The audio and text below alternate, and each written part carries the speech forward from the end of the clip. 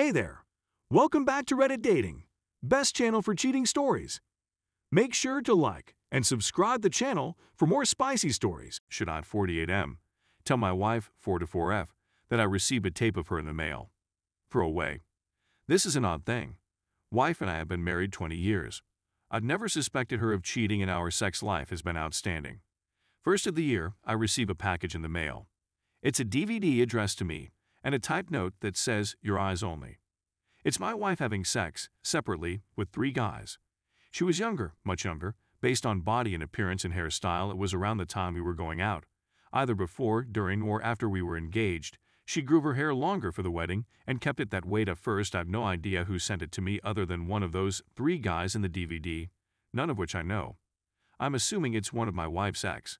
Second, I've no idea why they sent it. Are they trying to say she was screwing around on me?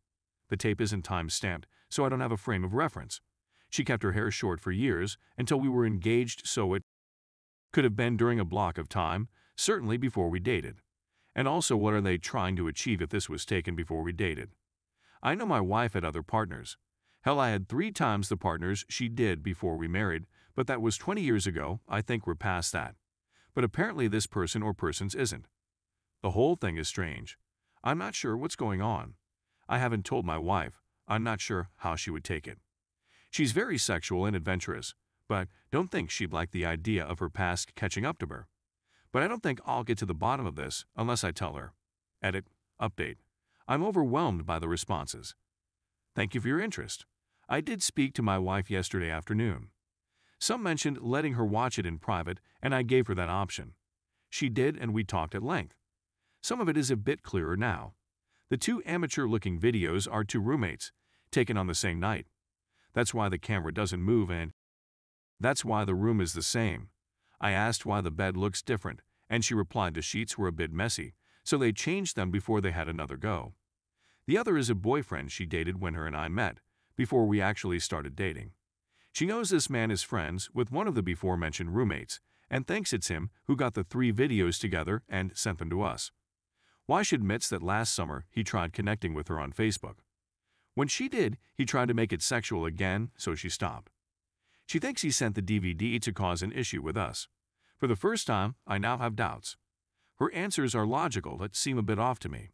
And honestly, I may be just upset that she did 2 guys in one night. I know it was 20 years ago, but that's still hard to take. Call me shallow if you want. Also, she didn't seem shaken by the DVD or the fact I had it, merely irritated that this person sent it. I had the idea she rather I didn't have it, but now that I did, oh well. It still leaves many questions unanswered, such as why the tapes are from 96-97 and the DVD was made in 2013, but I'm just getting it now. That may be minor, but it may be everything. Plus, how does this gentleman know where I live? Facebook doesn't give you that information. Being in contact with someone does, so now you see why I have doubts. Thanks to you all for your concern and feedback. I love my wife and cherish her, and her past is her past, but for some reason it's slapping us in the face right now. I will take some time between the 2 of us to figure out what is truly going on. Edit 22. I want to clarify something. I've been getting a lot of feedback, mostly negative, where everyone is irritated with me that I'm upset with my wife for being with 2 men in the same night. None of my business. It was 20 years ago. I should man up, that sort of thing. Look, I said it was hard to take. Most men understand their partner was with different people before them, but seeing their spouse with 2 men on the same night is hard to handle. I didn't say I was changing my view of her or leaving or any other angst you want to put on me. It's just a difficult thing for a married man to see and realize. I'll get past it, but it's not an easy thing. And for everyone who says it was 20 years ago, lighten up. I challenge you to sit back, grab a beer and watch 2 young men have intercourse with your wife on the same night and see how you feel about it. Frustrated at best. You won't love her less, but you'll not feel great afterwards, trust me. So thanks for everyone calling me in, but until you're in that position, I'll ignore you. Thank you very much. Final edit. This will be my final edit. Thank you all for your support, but all I will say is, it's time for me to make some decisions. I hacked into my wife's Facebook account. Childish and immature, I'll admit, but I did it nonetheless. And I found things disturbing enough that I need to think long and hard about what I do next. I'd give it for the benefit of the doubt through this entire thing. Now a shadow had been cast and I'm questioning her more than ever before. Heartbroken is putting it mildly. It's time for me to work on my life and myself. Thanks to everyone and their interest. Story 2. I, 24M, have to decide whether or not to abandon my mother because of my toxic sister, and it's so heartbreaking. TLDR, at bottom the story is basically that I have a sister with untreated borderline personality disorder who will not get treatment, who is easily the most toxic person I've ever met. I never knew much about her until I was in 9th grade, and she and her husband broke up, so she came to live with us for around a year before finding another boyfriend. That year was easily the worst year of my life, with non-stop fighting between my mom, who I now support and who lives with me, and my sister. The police were called tens to hundreds of times that year because we were genuinely scared that she would kill someone due to her rages. In 2014, my mom and I moved to another state to get away from my sister, and my mom let my sister live in the house I grew up in.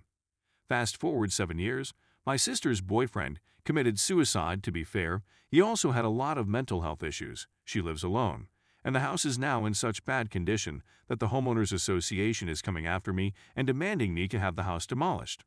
I was in college up until last year, so I really couldn't help with maintenance at all, or I would have.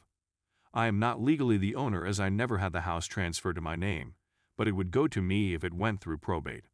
I grew up in extreme poverty, but went to a top 50 university with only about $8K in student debt, and now have a salary of around $90K, plus my mom's income about $10K/year helps as well. My sister receives something like $700/month in disability, so she can't pay anything towards this, or very little. The ideal solution to this for me would be for me to put another mobile home on the property. However, the HOA will only accept ones with shingled roofs and vinyl/wood siding Akanur ones, which costs a lot more. Mobile home movers are also backed up, so even if I find an existing one at a cheaper price, there's no guarantee that I can actually have it moved. I'm happy to spend in the $10K–40K range on this as I already live very frugally and have saved up around $25K already despite just graduating last year. Plus I got promoted, so my salary is higher now than what it was last year. But it's looking like the project will end up costing upwards of $70–100K, and I'll end up having to get a mortgage if I don't want my sister living with us. This leaves me with a few options. 1. Somehow find a cheap mobile home that can be moved, or land with a trailer or something. Spend something like $25K–40K and have it paid off within a year or two. This is the ideal option for me. I could put more towards maintenance. I know my mom is safe and happy, but I don't know if it's possible. I really hope it is, but I've been trying to find one for the past 2 weeks, and it's just starting to seem unattainable at this point. Not to. Suck it up, get a chattel mortgage, and feel secure knowing my mom and sister have separate places to live, but be out $1,500+ per month for probably 15 years. This seems so unrealistic to me, but it is possible. I just would be so resentful for so long. The only thing that could save me at that point would be getting lucky with stocks or something and paying the house off. This is honestly probably the worst option, but I could survive just fine this way. I could still save about $600/700 per month, in fact, since I already live very frugally. 3. Just live with my mom and sister together until my sister finds government housing. I can find a cheap mobile home or something else, which would possibly be years. My sister is #1 on the waitlist for a public housing complex in her area, but has been on the waitlist since her fiancé died in 2019. There's no telling when she'll actually be able to move out. I have no idea how I would handle it this time around. I was 14 the first time and was very mentally unstable myself, but have done a lot of work on myself, so I may be able to handle it better. But I honestly think I would end up leaving anyway. 4. Leave and let my mom and sister fend for themselves. I italicize this, because I feel like that's probably what I need to do at this point. My mom won't let my sister go homeless. She will invite her to live with us, and I don't think I can deal with that again.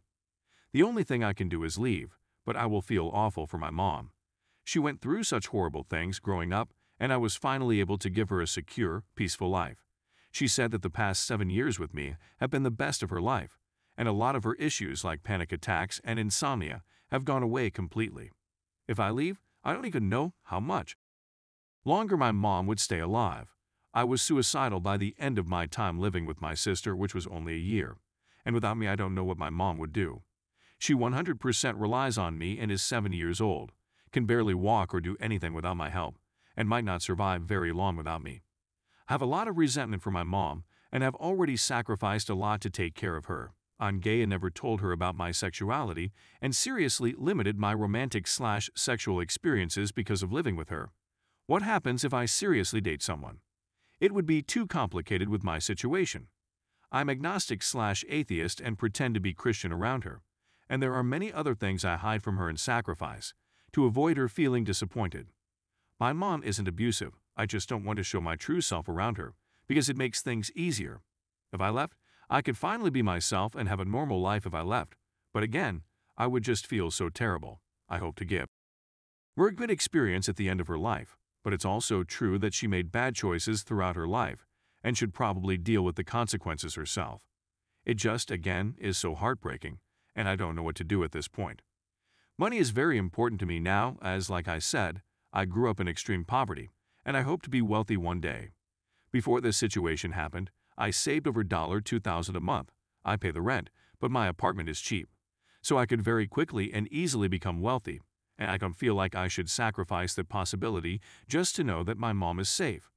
I am happy to pay $1040K for this, but $7100K plus is in the life-ruining range of debt that will prevent me from ever becoming wealthy. It is such a shame, because if this happened 5 years from now, I could have easily paid for it all. But that isn't how it happened, so I don't know what to do. I talked to the president of the HOA, and he is willing to give me a little bit of extra time to figure this all out, but I feel so lost.